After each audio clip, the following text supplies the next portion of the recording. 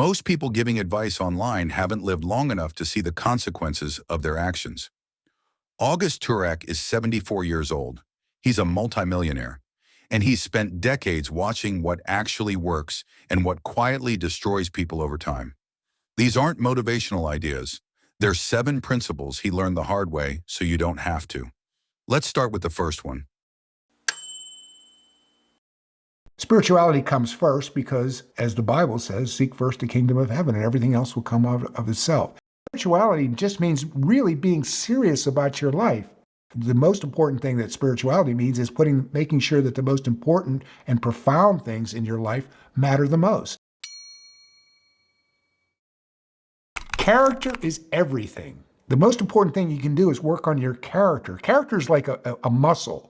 You can't make a decision to be self-disciplined. You can't make a decision to defer gratification. You can't make a decision to be more punctual. All these things start with a decision. I'd like to be more punctual. I'd like to have self-discipline. But in order to make them happen, you have to practice. You have to work on it and work on it.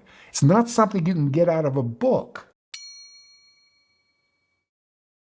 First of all, you look for a community that is aligned with what you're trying to accomplish in your own life. I start with the assumption that we're put on this earth to become the best human being we can possibly be. I then define that as a spiritual journey, which is a transformation from selfishness to selflessness. It's counterintuitive, but the more selfless you are as a human being, the better everything in your life is going to work. The happier you're going to be, the better your family is going to be, the better even a business person you're going to be. Becoming that kind of person takes a lot of work. We're born instinctively selfish. Little children go, mine, mine, mine, mine, mine. So we have to work on it. So you work on it, you put a community together. The way I used to do it is I would put up posters and on college campuses or wherever offering a lecture, a free lecture or something like that. I'd find a room or hustle someplace where I could do it, and I would give a lecture. I would pass out a piece of paper saying, are you interested in being in a community that would work on the stuff that I've talked about tonight? This goes all the way back to my childhood. My dad, I came home one day crying from football practice. He said, what are you crying about? I said, Mr. Neary was yelling at me today at football practice. And my dad said, that's great. I looked at him, he said, Augie, he's yelling at you because he cares about you. When he stops yelling, that's when you get worried. My last mentor, Father Christian, just died a couple years ago at the ripe old age of 100. I've always had mentors. I've always had teachers. We have teachers in school. We have teachers at work. But then when we come to the most important things in our lives, the spiritual things, the character development things, the personal growth things, all those things we try to do alone. Usually don't have any trouble getting ourselves a golf pro when the balls are all going into the water. But when our life's not working, we resist getting ourselves a coach. It's not easy to find one, but again, it's one of those things that I would say I got just as much, maybe more, out of looking for the mentor as I got out of the mentor. But what I always say is people always asking me all the time, how do I know that I'm going to have the right mentor, you know?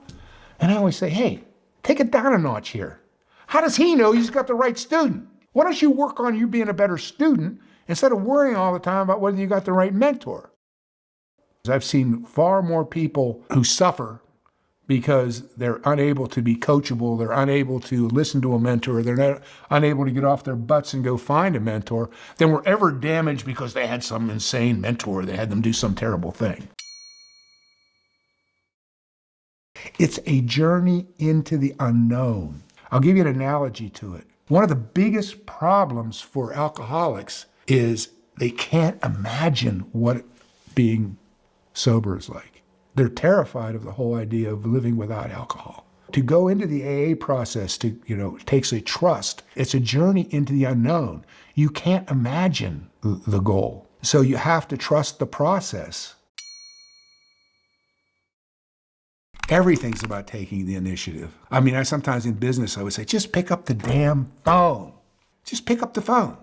I asked another mentor of mine one time who was here in Raleigh, eventually became a business partner of mine. He's a very, very famous serial entrepreneur, built a whole bunch of businesses and stuff. And I said to him, Ray, you have all these companies and stuff, what do you do most of the time?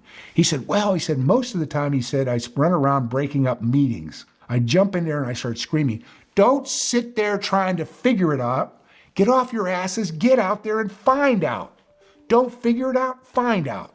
People who take the initiative go and find out. The Pittsburgh Pirates won the World Series in 1960, and I came home and I said, Dad, let's get tickets to the World Series. And my dad loved to tell the story. He told me, no way. There 10 million people trying to get those tickets. Come on, Dad, why not? Why not us? So my dad sent a letter in or something asking. Lo and behold, we got 2 tickets and we went to the World Series. All my life has been just things like that, where I would just say, I'm not going to take no for an answer. I'm just going to go for it. Let's go for it,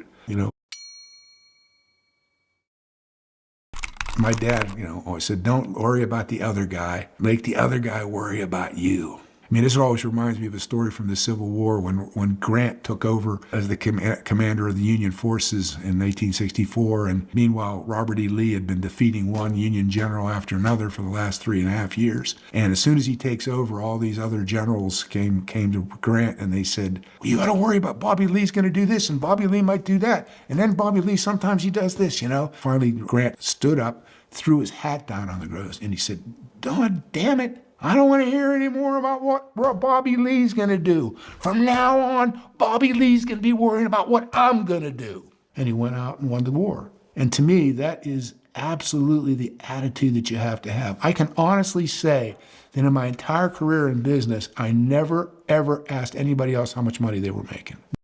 If you like this video, like it and comment principles for more. Also, make sure to subscribe to Wealth Codex for more wealth psychology. And before you go, which principle was your favorite, or which one are you going to start applying today?